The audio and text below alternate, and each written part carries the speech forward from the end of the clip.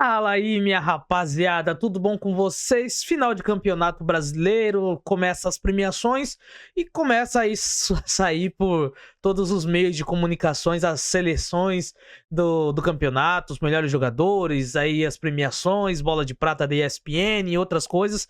E eu resolvi montar minha seleção assim como eu fiz a minha seleção no primeiro turno.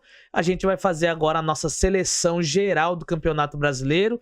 Eu vou fazer a minha seleção na minha opinião e a escalação como eu quiser, da maneira como eu bem entender, tentar ser bem coerente, né? Mas tenho certeza que muitos de vocês vão pensar diferente. Então comenta aí, deixa seu comentário falando qual é a sua melhor seleção, o que você acha melhor, beleza? Antes, se inscreve no canal, deixa o like e vamos lá. No gol, não tem como, acho que indiscutivelmente todo mundo vai falar do John, porque o que o John fez no gol do Botafogo este ano foi muito bem. Um goleiro muito seguro, embora o time tenha oscilado, mas ele não oscilou em nenhum momento.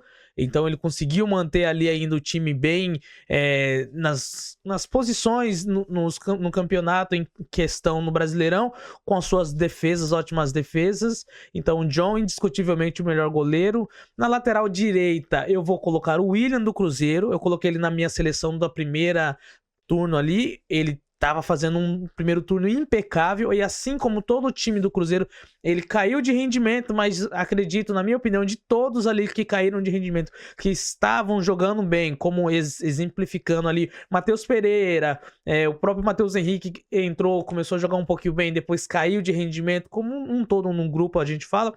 O William foi o que menos foi afetado. Ainda assim continuava jogando bem, só parou de produzir, marcar tantos gols como ele estava fazendo, mas alguns vão falar, mas e o Wesley? O Wesley, eu não coloquei o Wesley, porque ele começou a jogar mais na parte final do campeonato, né? Ele foi melhor, ele conseguiu jogar melhor ali. Até então, na época, quando era o Tite ali, ainda alternava entre ele, o Varela, entre outros jogadores. Então o Wesley não entra nessa seleção, mas vale se lembrar, porque é um bom nome para a seleção do ano que vem, ou até mesmo não esteja aqui, já seja vendido ali para o exterior.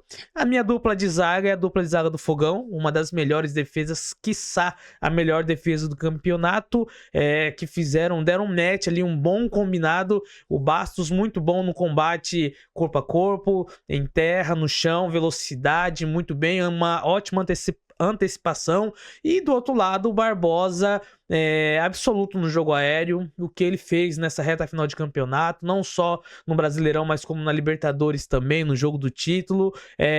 Não tem como incontestavelmente não tem como deixar ele fora dessa lista, muito menos o Bastos. Os dois deram liga.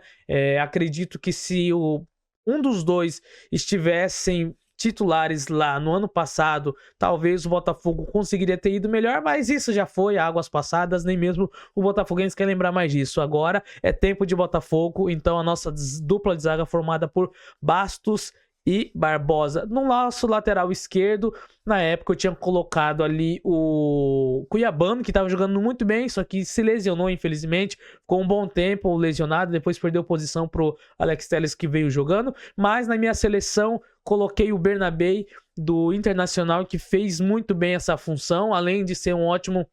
Características parecidas também com o Cuiabano, muito bom ofensivamente, sempre uma presença muito boa no ataque, fazendo uns golzinhos, ajudando bastante, e na defesa não compromete nada, então consegue dosar o equilíbrio entre atacar e defender. E aí vem a mudança, a modificação que eu fiz. Eu coloquei ali como primeiro volante, o volante um pouquinho mais marcador, mais recuado, o Marlon Freitas. Por quê? Porque eu quero deixar o meu meio de campo preenchido e recheado, e tem dois caras que eu acho indispensáveis.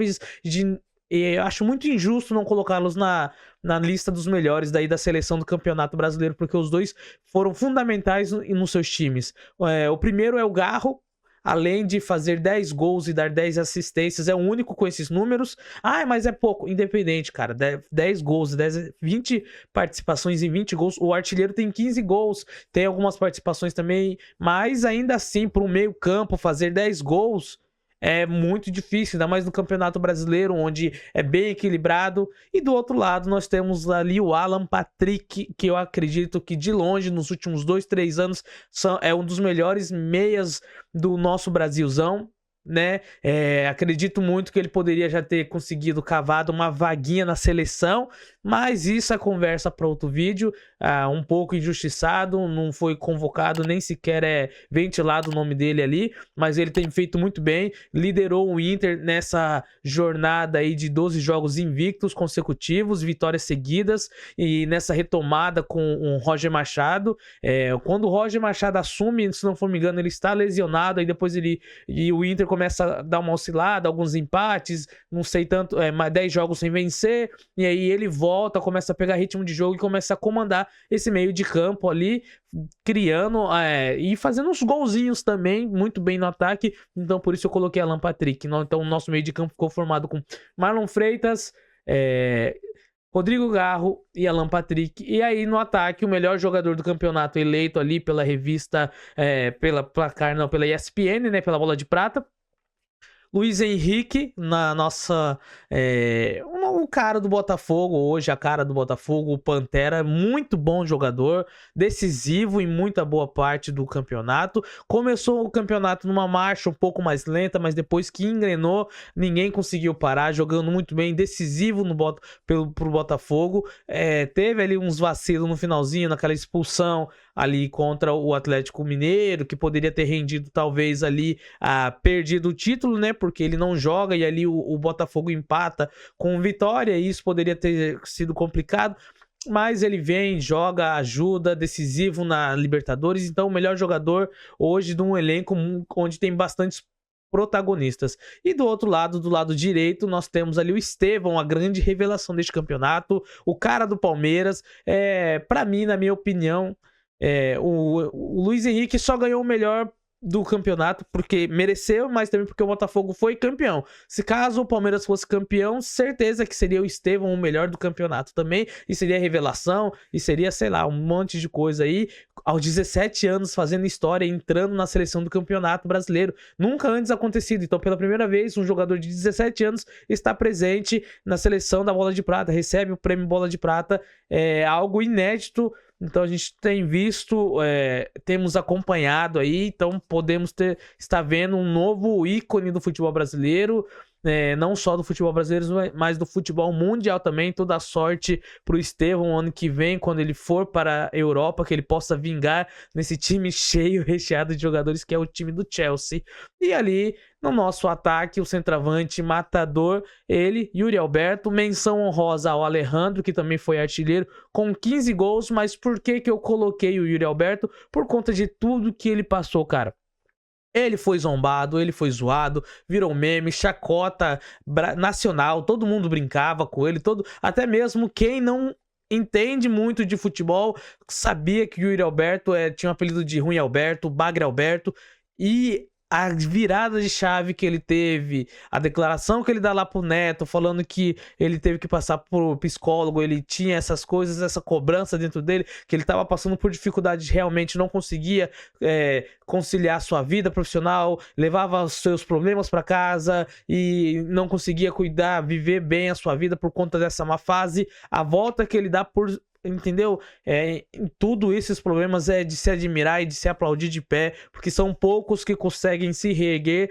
E ele não só foi artilheiro do Brasileirão, mas também artilheiro do Brasil no ano, com 31 gols, superando ali o Pedro, que com certeza na minha seleção estaria o Pedro, pelo que o Pedro já havia feito no primeiro ali turno. Ele era artilheiro absoluto, jogando muita bola, mas se lesionou, e então o Yuri Alberto toma o posto dele com razão, jogando muita bola, não só fazendo gol, mas melhorou muito, deu dinâmica ao ataque do Corinthians, junto com o Garro, junto com o Depay, o Memphis, junto com até mesmo o Romero quando entrava. Então conseguia dar suas assistências, lutador. Uma das coisas que a gente nunca pode deixar de esquecer é que o Yuri Alberto sempre correu, sempre batalhou, sempre lutou.